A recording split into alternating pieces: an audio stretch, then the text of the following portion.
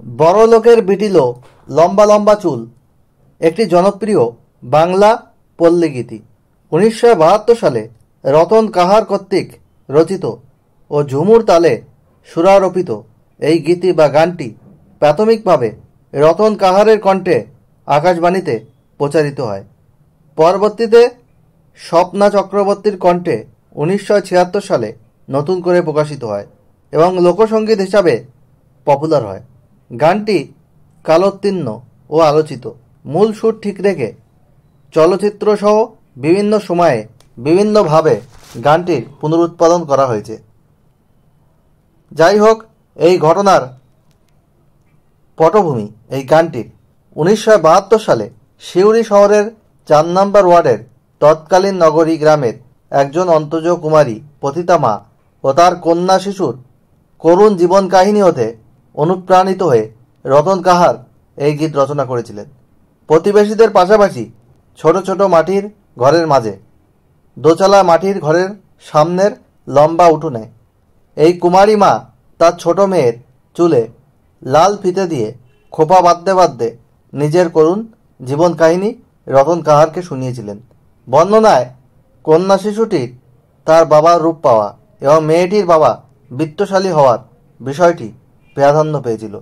পিতৃ পরিচয়হীন নিজের মেয়ের সম্পর্কে কুমারী মা কথায় কথায় বলেছিলেন, এই যে এত চাতরূপ মেয়ের হবে না কেন, এই বড় লোকের বিটি আছে বটেক।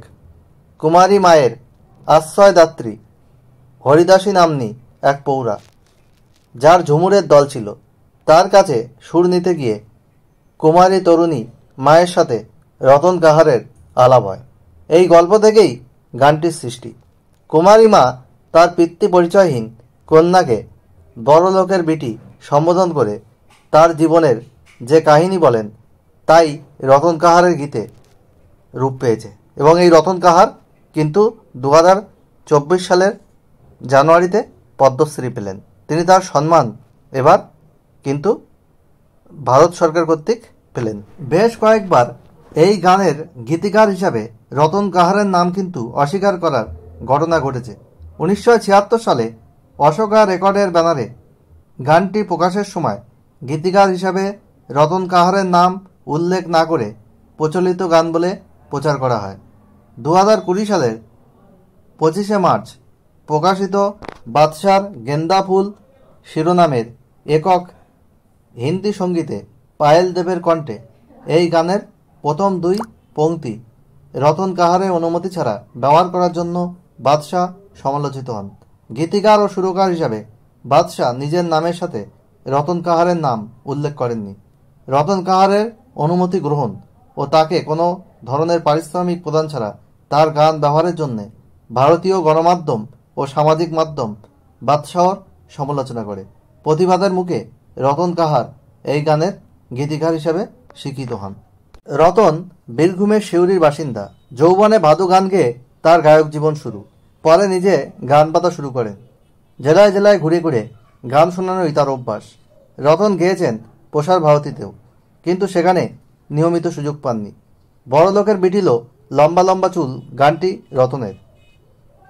র্যাপার বাদশার গাওয়া লাল গেন্দা ফুল নামে একটি গানের পাঞ্চলাইন ছিল রতনের এই বড় লোকের বিটিলো গানটির প্রথম পংক্তি। রতনের গানের ওই ব্যবহার নিয়ে অনেকেই আপত্তি জানিয়েছিলেন। এরপরেই সমাজ মাধ্যমে রতনের উদ্দেশ্যে বাদশাহ বলেছিলেন, আমি জানি উনি একজন মহান শিল্পী, শুনেছি ওর অর্থনৈতিক অবস্থাও ভালো নয়, আমি ওকে সম্মান দিতে সাহায্য করতে চাই। পরে শোনা যায় অতিমারিকালে দেশ জুড়ে লকডাউনের সময় রতনকে ৫ লক্ষ টাকাও দিয়েছিলেন। সিউড়িবাসীরা জানাচ্ছে, বয়স বাড়লেও স্বভাব যায়নি রতনের। আজও লাল মাটিতে হেঁটে বেড়ান পাগল সুস্বাদক। নিজের গান বিখ্যাত হলেও তার আর্থিক অবস্থা বদলায়নি। সম্মান যে পাননি তা নয়, ছোট বড় মিলিয়ে বাড়িতে অনেক পুরস্কারই রয়েছে। পূর্বাঞ্চল সংস্কৃতি কেন্দ্র, তত্ত্ব সংস্কৃতি বিভাগ থেকে দেওয়া বিভিন্ন পুরস্কার তার ঝুলিতে রয়েছে। আর এবার পেলেন পদ্মশ্রী।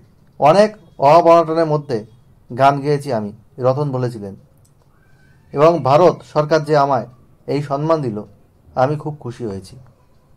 রতনের কথায় এই মহান শিল্পী ২০২৪ সালের জানুয়ারিতে ভারত সরকার কর্তৃক পদ্মশ্রী পেলেন এই শিল্পীকে জানাই সশ্রদ্ধ প্রণাম শ্রদ্ধা, এবং তিনি অভাব অনটনের মধ্যে দিয়ে সংসার চালিয়েছেন এত গান লিখেও, এবং শেষ বয়সে তিনি তার সম্মানটা ভারত সরকার কর্তৃক কুড়িয়ে নিয়েছেন। সত্যি এটা গর্বের, বাঙালি হিসাবে তো সত্যি গর্বের।